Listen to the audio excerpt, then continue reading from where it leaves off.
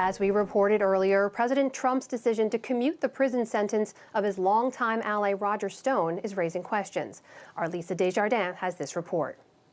Friday night, Roger Stone, political strategist, lobbyist, and friend and advisor to President Trump, celebrated becoming a free man after Mr. Trump commuted his upcoming 3-year prison sentence. I had a very gracious call from the President of the United States, who told me that he had decided to use his extraordinary powers of clemency to commute my sentence, what he called a full commutation of my sentence.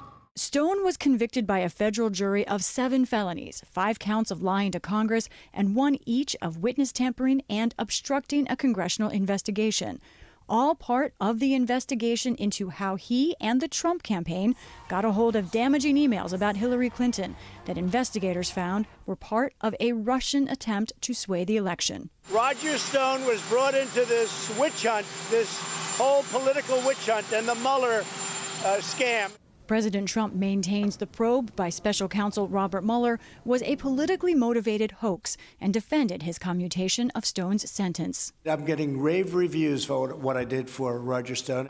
Stone said he felt confident his conviction would be overturned on appeal anyway. The president has said on a number of other occasions that he thinks I have a good chance of exoneration. The president's extraordinary action motivated Robert Mueller to break his year-long public silence, writing in the Washington Post, quote, "Stone was prosecuted and convicted because he committed federal crimes. He remains a convicted felon, and rightly so." Mueller wrote his team, quote, "identified numerous links between the Russian government and Trump campaign personnel, Stone among them." While the president charges that he and Stone are victims of political bias, his Attorney General, Bill Barr, last week defended the Justice Department's case against Stone. I think the prosecution was righteous. ABC's Pierre Thomas asked at the time if Barr would recommend President Trump pardon or commute Stone's sentence. It's the president's prerogative. It's a unique power that the president has, and it's certainly something that is committed to his judgment. But as I say, I felt it was an appropriate prosecution, and I thought the sentence was fair. Senator Lindsey Graham, a staunch ally of the president's, supported the commutation, noting Stone's offenses were nonviolent. But some other Republicans warned of political fallout, including Maryland Governor Larry Hogan. It's certainly going to hurt politically. Meanwhile, Speaker of the House Nancy Pelosi called the president's decision, quote, appalling. And Roger Stone is just the latest high-profile recipient of a pardon or commutation during the Trump presidency. Lisa's here to help put this all into context. Lisa, it's good to see you. Let's start with the context just of this president. When you look at this decision to commute Roger Stone's sentence, how unusual is it? Well, I spent the day talking to experts, some of whom worked in this office previously, and this is a highly unusual number for 2 reasons. There are 2 things unusual about what the president has done here. First, while the number of commutations is relatively low, it's a small number, it's actually high for this point in any modern presidency. This is the highest number of commutations any president has had at this point in 30 years. The other thing that's unusual, Amna, of course, is who is getting them. Let's look at this graphic to explain. So far, the president has commuted 10 sentences. Of those, at least 3 are people who are personally or politically connected to the president. It does depend on how you count it. That number could be higher depending on your definition. Of those, we're seeing Roger Stone, Rod Blagojevich, the former governor of Illinois, and the Hammond brothers, who set fire to some public lands in Oregon, and that became sort of a cause for conservatives. It's important to understand that commutations here are actually somewhat of a higher order than pardons. Commutations, that ends or shortens a prison sentence currently underway or about to start.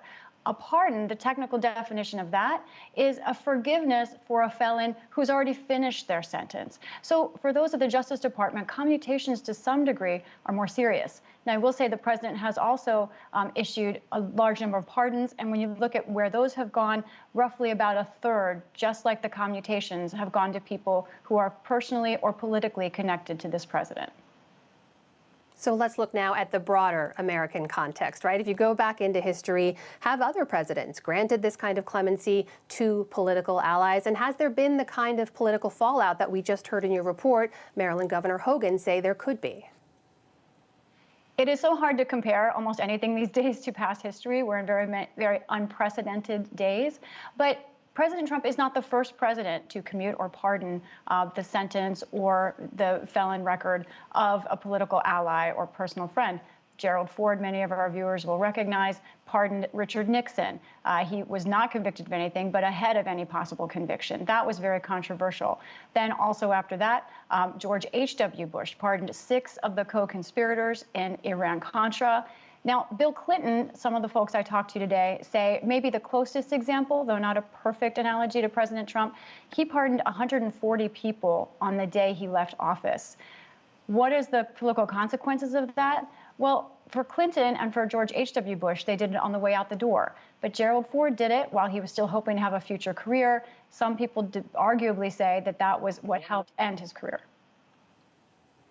So, Lisa, we heard Attorney General Barr also mention there, this is all, of course, perfectly legal. It's within the president's powers. There's been, as we also know, a lot of debate around presidential powers recently. So of all the experts you talked to, where does this fit into those theories of presidential power?